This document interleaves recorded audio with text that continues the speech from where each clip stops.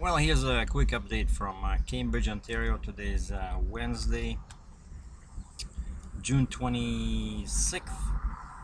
Yep. And I came back on Monday and couldn't find anything ever since. Actually, I did find and booked 2 loads, and both loads were canceled. The first load I found was in near Columbus, Ohio. Coming back to Ontario, paid about $5 per mile. Beautiful. So I decided, hey, I'll just go 4 hours into Ohio, pick up that load, no tarp, light, and just bring it back here. And the guy put it on my truck, promoted on the system. I can see it's on my truck. And the only thing that was missing was the pickup number.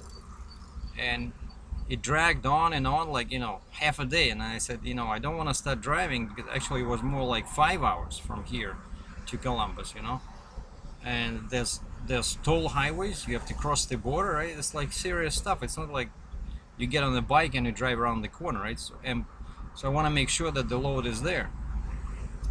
So I was pushing the guy for the pickup number. Oh, I'll get right back to you. And then finally, like 4 hours later, he calls me and he says, you jinxed it. I said, what? He said, the customer canceled. Jeez. All right, and I already took a cash advance from the trip, so now I had to return it. So it's like, I hate when they do this, And that customer, I should have known, because when I called first, that load was paying $2,200. And the guy said, actually, no, you know what? Another Landstar agent cut his rate, and he found a driver that was willing to do it for $1,700. Who are these people?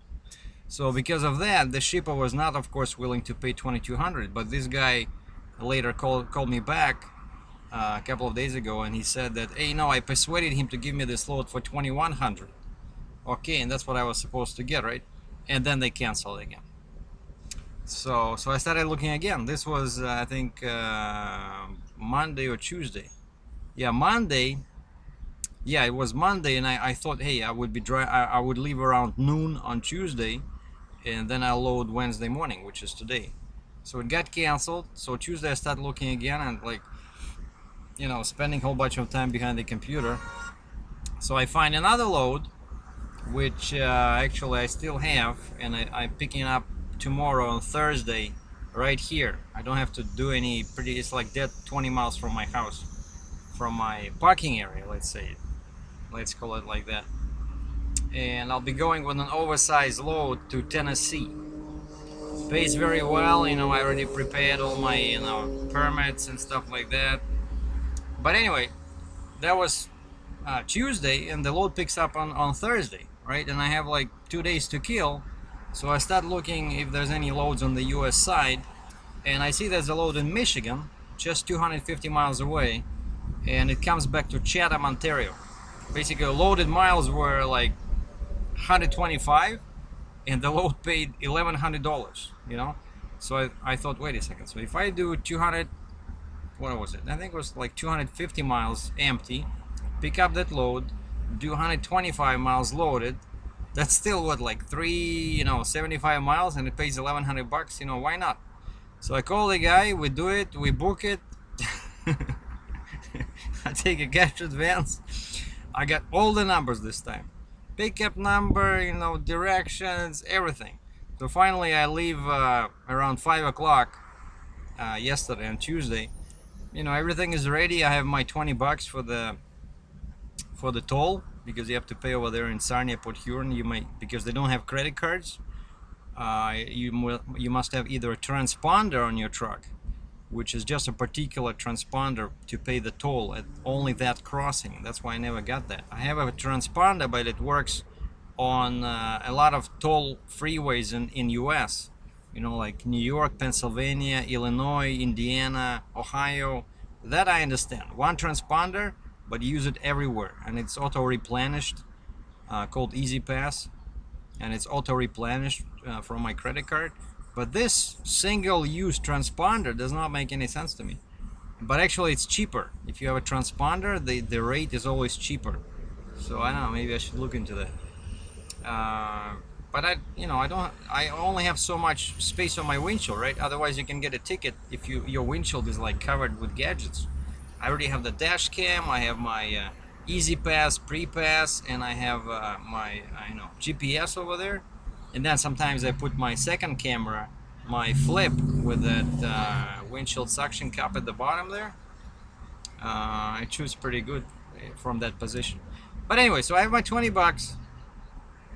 I have fuel. I have my papers. I have my empty manifest, because you have to show to the customs something, where the heck are you going? Like, you show up empty at the border. So I did my homework. The agent did his homework. So I start driving. 30 miles down the road, my phone rings. And the guy says, the load has been canceled. I wish I was making this up. Like, at this point, you feel like, you want to kill someone. And the funny thing is, there's nothing a driver can do. Like, these guys, they can do whatever they want. Shippers, customers, whatever you call them. But I know this guy, it's not his fault. Like, it's not the agent, because it took him like probably 3 hours to prepare all the paperwork, and he was calling me back all the time. Okay, it's not that easy, right? It's transportation. It's serious business. It's not like selling or buying coffee, by a cup. Speaking of coffee, I have some iced tea here. It's real hot today. So canceled. At least I asked him, give me, because I said I'm almost near the border. I said, give me, they have this thing called truck ordered, not used. So in this case, they kind of file a claim, and the customer is supposed to pay something. But I mean, they should pay something, because this disrupts all other plans. And then I'm driving, and then my phone rings again, and the first guy, the guy that canceled that Columbus, Ohio load, calls me back, and he says, that load is back again. You want to do it on Thursday? I'm not making this up. So that guy, you see, he changed the rate, he canceled the load, now it's back again. I said, forget it, I already booked something for Thursday. And even if I haven't booked anything, I would never deal with that guy again, because he's not reliable. He's unpredictable, Forget it. And the guy says, okay, I understand. Now I stopped by at there's a Travel Centers of America in Woodstock, Ontario. I'll stop by there, to get some fuel, because I'm going to Tennessee for sure. So I have to get to Kitchener, and then, the cheapest, the first place where I can fuel in the States is in Monroe, Michigan. So I need to have enough fuel to get me there, and that's about 4 hours. So I stop in Woodstock, because we do get discounts even in Canada from the TA truck stop. My phone rings again. This guy says, it's the guy from with that Michigan load, Michigan going to Chatham. He says the customer changed the delivery from Chatham to Sudbury. And if you guys are familiar with Canadian geography, Sudbury is like, basically there's North Pole, and if you go a little bit farther, there's Sudbury. But, well, it's not that far, but it's like up north. It's about, so now instead of 125 miles from that Michigan place to Chatham, going south into Canada, now it's 500 miles going north through that international bridge. What is it called? The big bridge that I showed in one of my previous videos, where you have to drive like 20 miles an hour, like a 5 mile long bridge, Mackinac Bridge. So you have to go through there, and the guy says, if you're interested, you can do this one. And I said, well, your customer keeps changing conditions. If they would have told me about this at least a day ago, I could have done it. But now I already booked the load for Tennessee. Like, I cannot be late for that one. I already promised my truck to the other guys, right? So I don't want to let them down. So forget it.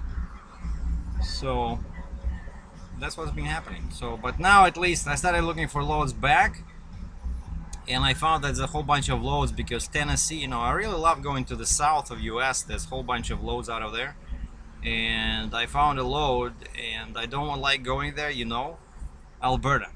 What do you do? But I need to make some money. I need to save money for my new trailer, because I already arranged getting a basket for a dunnage, like dunnage basket. I'm gonna install it first thing as soon as I get the trailer. It's 450 bucks, but at least I won't have to store my dunnage on top of the trailer. So I'm going to from Tennessee. Once I'm offloaded, I'm gonna go into Kentucky, pick up that oversized load, some steel like pipe, 60-foot long pipe, and I'm going to Calgary. So let's make some money. Time to stop fooling around. Now I know I want to work. Thanks for watching.